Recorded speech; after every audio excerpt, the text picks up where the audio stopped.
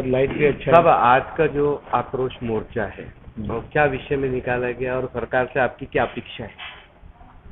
किसान और मजदूर, उसके साथ हमारे दिव्यांग भाई हैं, सभी जो कंत्राटी कामगार हो, जो बिल्कुल कष्ट ज़्यादा करता है लेकिन उसको उसकी मजदूरी मिलती नहीं, जो ऐसे लोग हैं कि जिस पर सरकार का कभी ख्याल गया नहीं। जैसे किसान हो, अभी सोयाबीन के भाव 7,000 से सिफारिश की राज्य सरकार ने और जाहिर किए 5,000, तो 2,000 का नुकसान किसान को वहाँ पहुँचा है। तो किसान का कर्जा माफ होना चाहिए, उनके बोईनी से कटनी तक सब काम एमआरएसएस में होना चाहिए। कम से कम दिव्यांग को 6,000 रुपये महीना तनख्वाह मिलना चाहिए, उसको मानधन। दिव्यांग की घरकुल योजना है, विद्यापीठ है, एजुकेशन से लेकर रोजगार की व्यवस्था होना चाहिए, प्रकल्पग्रस्त का मंडल होना चाहिए। जैसे फोटो, जैसे कैमरे वाले हैं, चालक है, इन सभी का एक जो छोटे व्यवसाय धारक है उनके लिए एक महामंडल बनना चाहिए।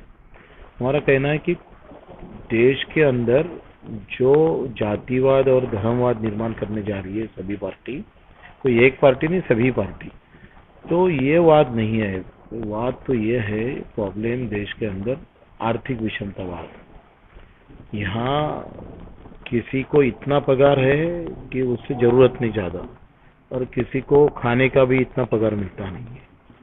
जैसे कंत्राटी कामगार 8,000 से काम करेगा, एसटी चालक 12,000 से करेगा, और वही ड्राइवर अगर कलेक्टर में होगा तो 45,000 से काम करेगा। तो इन सब विषमता जो बढ़ते जा रही है, इसको रोकना है।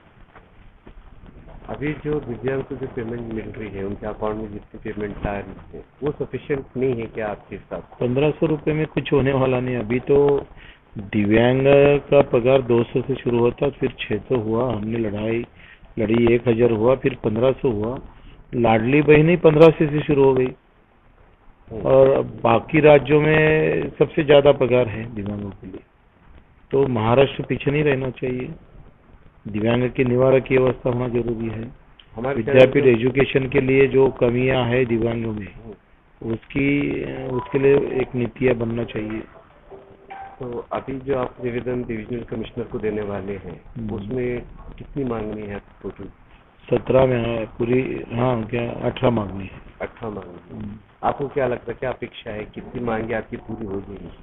मुझे ऐसा लगता है कि ये हम सरकार के सामने रख रहे हैं कि भाई आप एक तरफ योजना पे योजना जाहिर कर रहे हो, और दूसरी तरफ कष्ट करने वाला भूखा मर रहा है।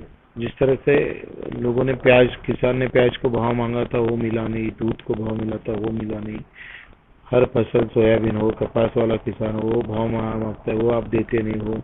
मजदूर को मजदूरी नहीं मिलती है, हमारे जिसके मजदूर को 3 महीने मजदूरी मिलती नहीं, 300 रुपए से काम करता है। अभी गन्ना खेती करने वालों की भी बहुत ज्यादा मांग हो गई। उनके भी रिकवरी के टाइम उनके भी कारखानदार बहुत उनको छूटते हैं, उनको तो 1-1 साल पैसे नहीं मिलते गन्ना किसान वालों को। तो ये सभी इस पर जो देखो, श्रम पर आधारित, कष्ट पर आधारित कोई योजना नहीं।